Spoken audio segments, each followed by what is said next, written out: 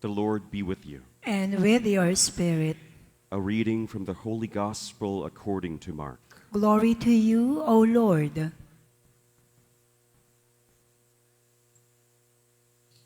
Jesus and his disciples came to the other side of the sea, to the territory of the Gerasenes. When he got out of the boat, at once a man from the tombs who had an unclean spirit met him.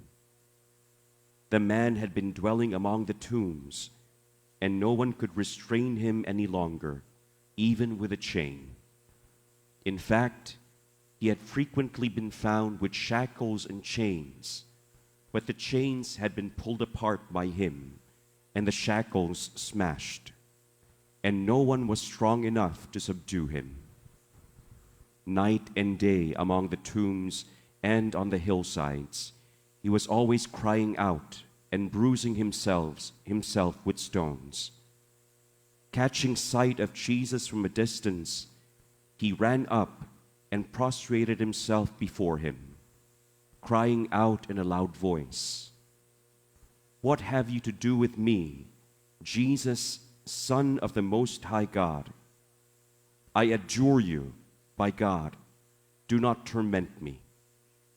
He had been saying to him, "Unclean spirit, come out of the man." He asked him, "What is your name?"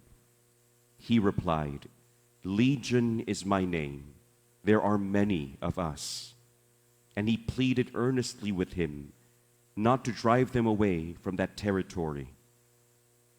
Now, a large herd of swine was feeding there on the hillside, and they pleaded with him, "Send us into the swine, let us enter them." And he let them, and the unclean spirits came out and entered the swine. The herd of about 2,000 rushed down a steep bank into the sea, where they were drowned. The swineherds ran away and reported the incident in the town and throughout the countryside. And people came out to see what had happened. As they approached Jesus, they caught sight of the man who had been possessed by Legion, sitting there clothed and in his right mind, and they were seized with fear. Those who witnessed the incident explained to them what had happened to the possessed man and to the swine. Then they began to beg him to leave their district. As he was getting into the boat, the man who had been possessed pleaded to remain with him. But Jesus would not permit him, but told him instead, "Go home to your family and announce to them all that the Lord in his pity has done for you." Then the man went off and began to proclaim in the Decapolis what Jesus had done for him, and all were amazed. The Gospel of the Lord. Praise to you, Lord Jesus Christ.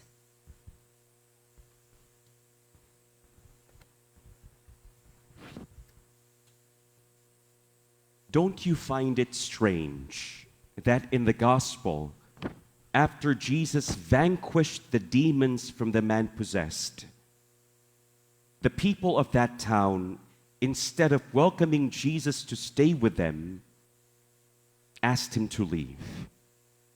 Don't you find it strange? Then again, it's not so strange at all.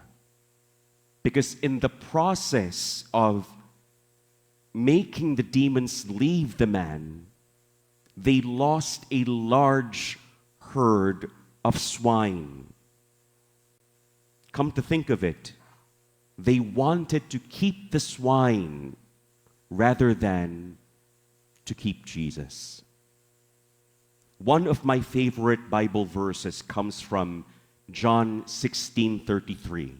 It says, "In the world you will have trouble, but take courage, I have conquered the world." Such a strong and encouraging statement by Jesus. whenever we have challenges in our lives, whenever our lives have troubles or things are not going the way they should, we come to Jesus.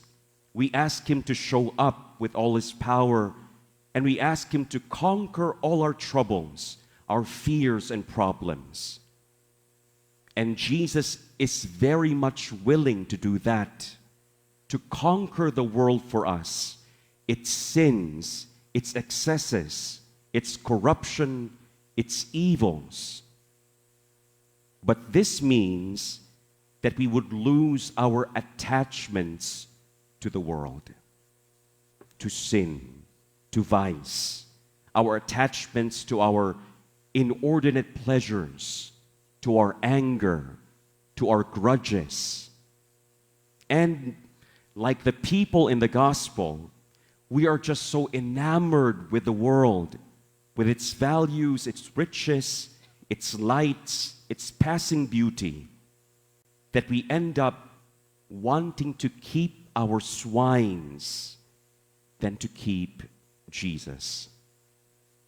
My dear brothers and sisters, let us ask the Lord for the grace today to have Him as the one true and highest desire of our hearts, to understand that what Jesus offers is true freedom from the shackles of sin and vice, that only in His presence will our hearts, minds, and souls truly find peace and lasting joy.